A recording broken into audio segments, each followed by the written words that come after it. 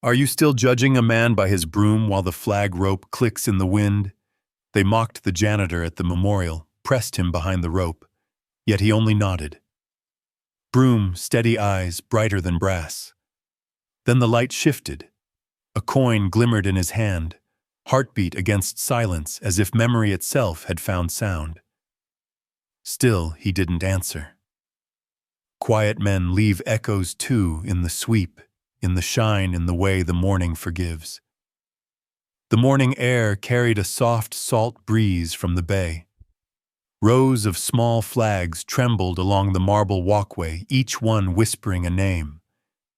An old man in a gray coat moved slowly with his broom, tracing calm circles on the stone.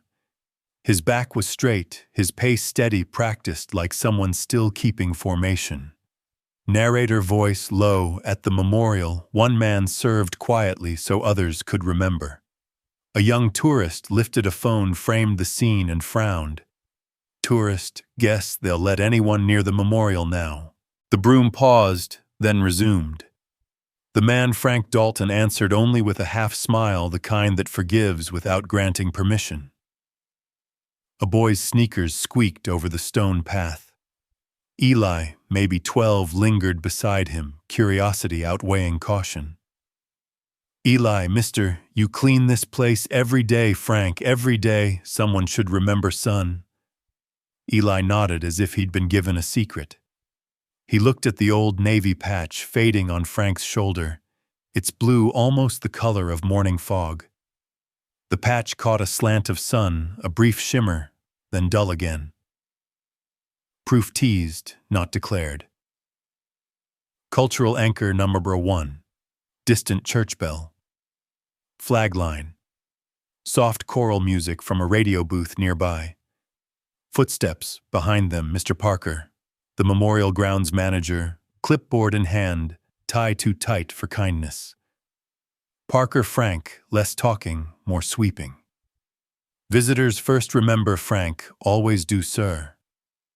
Narrator. Some men answer orders long after anyone stops giving them. Parker glanced at this boy. Parker, kid, don't bother him. He's on the clock. Eli stepped back embarrassed. Frank only winked. Frank. It's okay. Remembering needs more helpers than rules. Microcliff at 0:45, soft pause. Leaf gust, eye rest marker. Still. Still the wind lifted a swirl of leaves, gold and red, around his boots. One settled against the bronze plaque. He stooped, brushed it away, polished the letters with the sleeve of his coat. He read a familiar name and murmured under his breath. Frank, soft, morning Chief Briggs.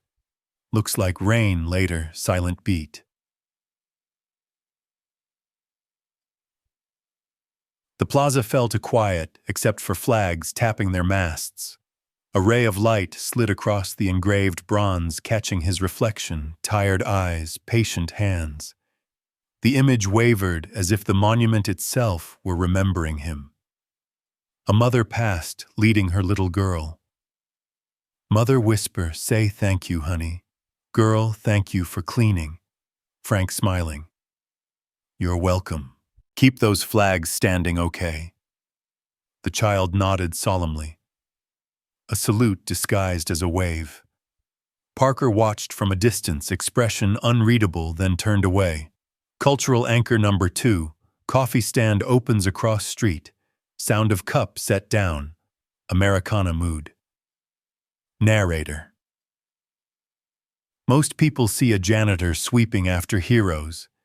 He sees a chance to serve them one more time. Frank finished his section, leaned on the broom handle for a breath.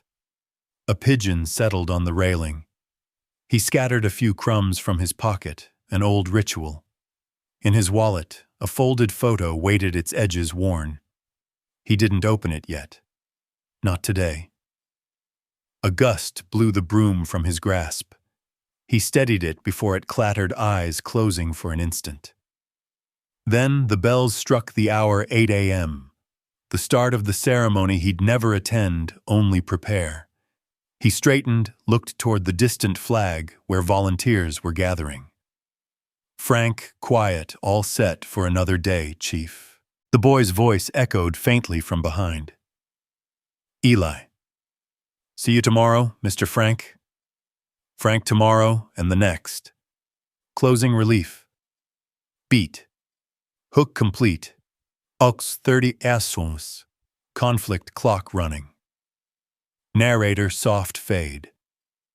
At the memorial service never really ends, it just changes uniforms. The diner's window faced the plaza like a quiet audience. Steam curled above the counter, mingling with the smell of bacon and old stories.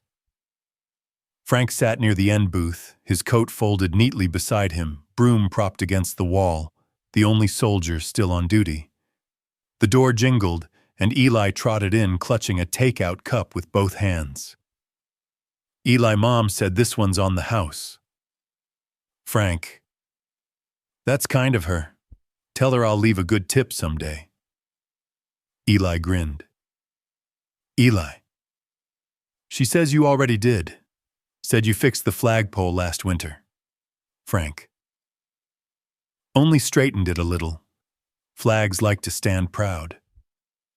He stirred his coffee slowly, the spoon clicking like a clock counting quiet minutes. The morning news muttered about parades and speeches.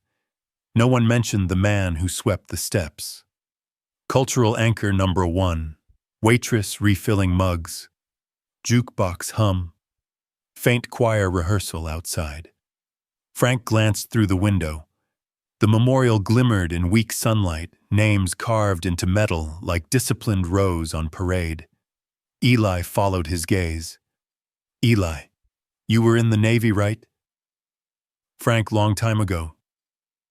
Eli, was it scary? Frank, smiling. Sometimes. But not the cleaning kind of scary. They both laughed softly. For a moment it sounded like family. The diner's bell chimed again. Mr. Parker entered, carrying authority like a badge that needed polishing. He stopped by their booth, eyes flicking to the free coffee. "Parker, Frank. You think this job makes you a hero again, Frank? No, sir. Just keeps it clean enough for them." He nodded toward the statue, visible through the glass bronze figures locked in salute, sunlight tracing their shoulders. Parker's mouth tightened. "Parker, you're supposed to be back at the plaza by 9. Frank, I'm never far from it." The manager sighed, left a $1 tip he hadn't earned, and walked out. The door closed behind him with a small defeat. I rest marker. Still. Eli watches him. Still. Eli studied Frank's hands, steady, scar-creased, folding the napkin beside his cup, with a precision that belonged to uniforms and drills.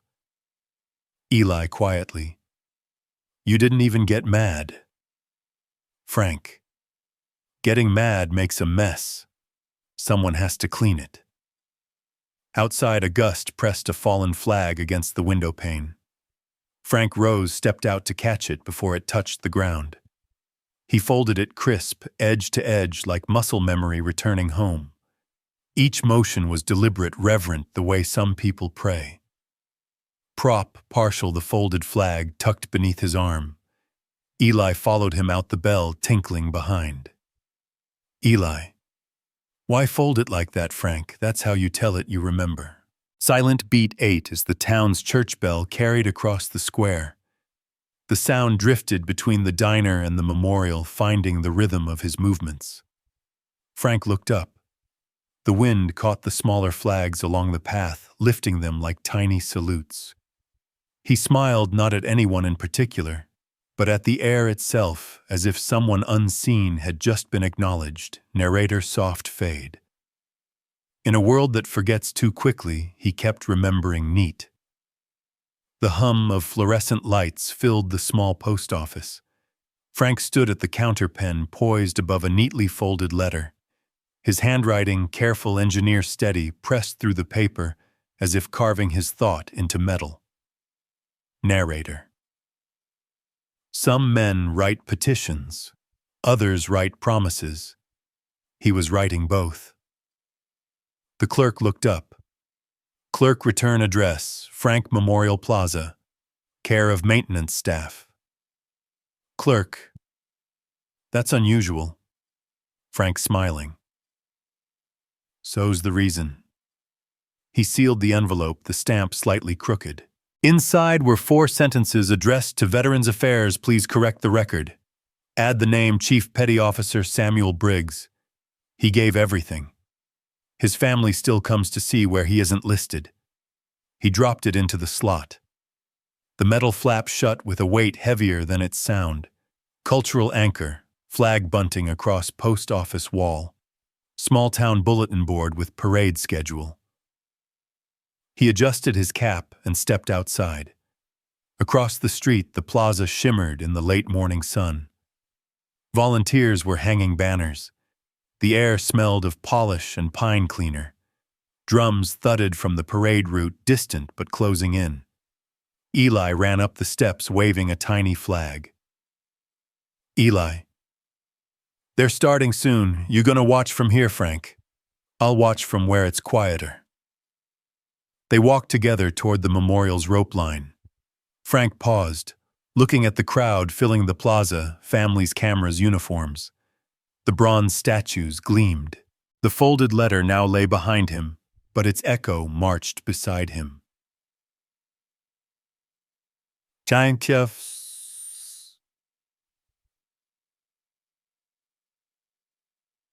55. Then the parade music swelled, too proud for a small town, and he felt the sound press on him like orders. At the rope, Mr. Parker stepped forward, clipboard again, voice sharp. Parker. Only uniforms past this rope. Frank. I'm not here for the crowd. He held the broom loosely at his side as though it were still a rifle, though no one noticed the resemblance but him, narrator. He was pinned by protocol, not by hands, but by rules that forgot grace. SM lock plus symbolic pressure. Pass. Frank didn't argue. He simply looked beyond the rope at the space where one name was missing. Eli's hand tightened around the small flag. Eli calling out, "He belongs here too." The boy's voice cut through the brass and drums. The parade faltered. A few heads turned. A mother shushed her child, then looked twice at Frank. Silent beat, Setama. 6. Flag rustling. Wind hush. The music stopped. For the first time all morning, even the wind seemed unsure of its duty. From the reviewing stand, a woman in dress whites stepped down. Silver hair, eyes keen as sunlight on the sea, Admiral Grace Rourke. The crowd parted around her like water finding its level. She approached slowly, every step deliberate. In her hand, a small metallic glint, a service coin catching the light. Narrator. Every service has its currency. Some spend noise, others silence. Rourke's gaze paused on Frank, the man behind the rope, broom and hand uniform, only in memory. Recognition softened her posture. Admiral Rourke. I remember that patch. Frank quietly, still trying to keep it clean, ma'am. A murmur rippled through the onlookers. Parker lowered his clipboard, uncertain now which rule applied. Narrator soft. Sometimes the world waits for permission to do the right thing. The only sound left in Port Ashbury Plaza was the soft flick of flags catching the wind. Crowds filled the square for the Veterans Day ceremony, sunlight glinting off the engraved bronze names, a shimmer like tears that had learned discipline. Frank stood just beyond the rope line, broom still in hand. He hadn't moved since morning. The faded navy patch on his shoulder caught the light trembling with each gust. From the stage, Admiral Grace Rourke began to walk down. Her steps echoed on the marble, slow, deliberate, the kind of stride that carried weight. The crowd quieted without anyone telling them to. Even the trumpets gave up their breath. "Rourke, you were the quiet janitor, weren't you?" Frank smiling faintly. "Guess I was, ma'am." She studied him, her face softening. Between her fingers, a small coin glinted engraved with the number of a Navy ship. She turned it once, the metal flashing like memory. "Rourke, Chief Dalton. It's really you." Frank, just Frank now. For a moment they simply stood there. The Admiral and the Janitor. Two uniforms separated by time. The flags along the plaza stilled, as if waiting to exhale. Then, barely audible above the wind, came a whisper gentle enough to belong only to her whispering welcome home. The words hung in the air, soft as dust, heavy as years. Prop reveal, Rourke placed the service coin in his palm. The metal caught the sunlight, turning it into something warmer than gold.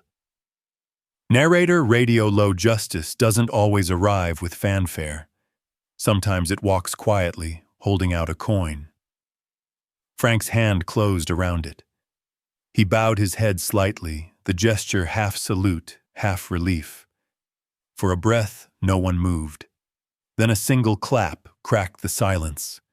Hesitant, uncertain, followed by another and another. Within seconds, applause rolled across the square, like a tide finally allowed to return. Frank didn't look up. His shoulders trembled not from weakness, but release. Narrator. Outrage became justice not by noise, but by recognition. Rourke rested a hand on his shoulder. "Rourke, we never forgot Frank. We just didn't know where to look." Frank quietly. "Right here, ma'am. Been here all along." At the edge of the crowd, Eli gripped his mother's hand. His voice was small but sure. Eli whispering, "That's what heroes look like." His mother nodded, eyes bright. Around them, the applause faded into reverent quiet. Silent beat eights. Somewhere near the bandstand, a harmonica began to play Amazing Grace. The melody drifted through the plaza over the coin, the flags, the names, a hymn carried by wind and time. Frank looked down at his open hand. The coin gleamed once more, then dimmed as the light shifted. He slipped it into his pocket and exhaled. Narrator closing. He didn't need applause, only that whisper to land. The next afternoon, the plaza had returned to its ordinary quiet. The banners were gone, the folding chairs stacked, but the air still carried the echo of applause that hadn't quite settled. Frank was back at work, the broom gliding in steady arcs over the stone walkway. The bronze statues gleamed from their fresh polish, each name catching the afternoon light like a heartbeat. Across the street, a paper rustled on the diner counter, the Port Ashbury Gazette. Headline, "Admiral salutes quiet janitor." Someone had underlined the words in blue pen.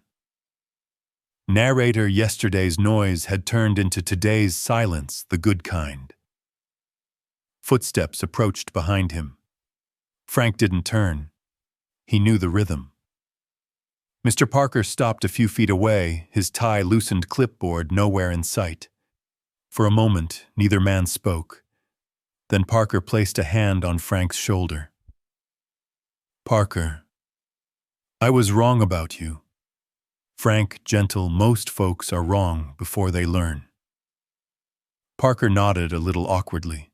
"Parker, if you ever want the day off," Frank smiling, "then who'd keep it clean?" They both chuckled, the kind of laugh that clears old air. Parker gave a small salute, not regulation, but sincere, and walked away. Prop echo. On the memorial table near the flagpole lay the service coin resting in a shallow dish of sunlight. Its metal surface caught the orange of the setting sun glowing like a heartbeat that refused to fade. Eli came running up the steps, paint smudged on his hands. Behind him, his mother held a small wooden board. Together, they propped it beside the plaque. The letters, uneven but proud, read, "Welcome home, Chief Dalton." Frank paused, squinting at the sign, broom still in hand. "Frank, make sure the letters don't fade, son." Eli grinning. "Then you'll have to clean 'em again." Frank laughed, a deep, easy laugh that surprised even him. I rest marker. Then the wind carried their laughter across the plaza, through the rows of flags and empty benches. For the first time in years, he let himself sit down on the steps. The broom leaned against the railing, its handle reflecting the same sunlight that gilded the coin. Narrator Radio Warm Service isn't about being seen.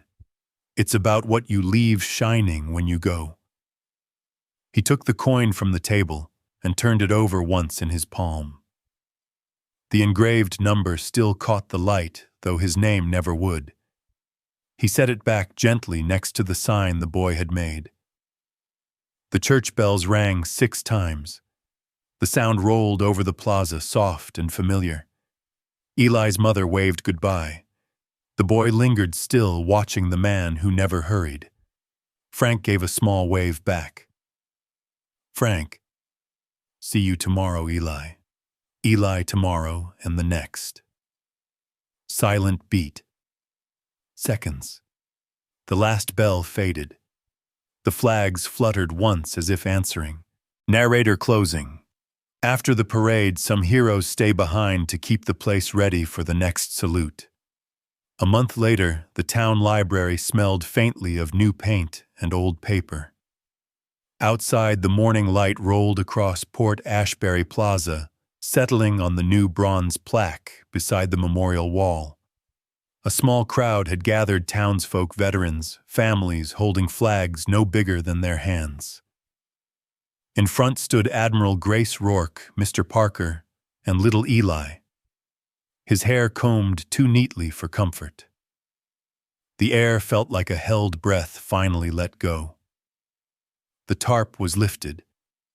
The bronze gleamed freshly cut letters, deep and certain. "Welcome home, Chief Frank Dalton, for serving quietly so others could remember." For a long moment, no one spoke. Then Frank stepped forward, the brim of his cap shading his eyes. He reached out, fingertips brushing the cool metal. Inside his coat pocket, the service coin clicked softly against his keys, a private salute. Narrator radio tone. Some heroes don't come home with parades. They come home quietly, broom in hand, so others never forget. The words seemed to hang above the crowd. Even the birds on the power line went still. Frank turned, scanning the faces, Rourke's proud nod, Parker's lowered head, Eli's wide, bright grin. "Eli, you gonna sweep tomorrow?" Frank smiling. "Guess somebody's gotta keep it shiny." Laughter rippled softly through the crowd, warm, grateful, neighborly. Cultural anchor, library steps creaking, porch swing nearby, smell of morning coffee drifting from the diner. When the ceremony ended, the people lingered. Some took pictures, others placed small paper flags around the new plaque. Frank stayed until the last of them drifted away, the plaza returning to its old rhythm of wind and quiet. He walked to the corner of the square where a porch swing faced the memorial. It creaked gently as he sat down. The broom rested against the railing, its bristles catching a slant of sunlight. Silent beat 8s. The sound of wind and distant bells folded into the silence. Frank took the coin from his pocket. The metal caught the light, a single spark in the soft gold morning. He turned it once between his fingers, then set it on the bench beside him. Narrator gentle close, justice had found its place. The town had its hero, And Frank, he just had one more morning to keep clean. Eli's voice drifted from the path, fading but clear. Eli. See you tomorrow, Mr. Frank. Tomorrow and the next. He leaned back, letting the porch swing carry him slowly. Flags flapped in the breeze, each movement quiet but steady, like the breath of something finally at peace. The sunlight hit the coin again, and for a moment, it flashed not as metal, but memory. Title Echo Lock, Final. If this story moved you, share it forward for every quiet janitor at every memorial still serving in silence. SFX whined, rustling flag cords tapping metal, a soft Americana chord fading into silence. Morning light spilled across the memorial plaza, glinting off the bronze plaque and the flags that whispered in the mild November wind. Frank sat on the porch swing across the street, his broom resting nearby, listening to the soft clatter of halyard against metal, the sound that always meant the place was awake again. Still, the service coin in his pocket chimed once as he shifted a small proof of duty that no ceremony could outshine. Narrator Radio Low Kindness rarely asks for a parade. It just keeps showing up like a lamp in a winter window, steady for whoever's late coming home. Across the plaza, the new plaque caught the sun, its letters steady, "Welcome home, Chief Frank Dalton." Then the wind carried a child's laugh through the square, bright and ordinary. He smiled, tipped his cap, and murmured the kicker, still serving in silence.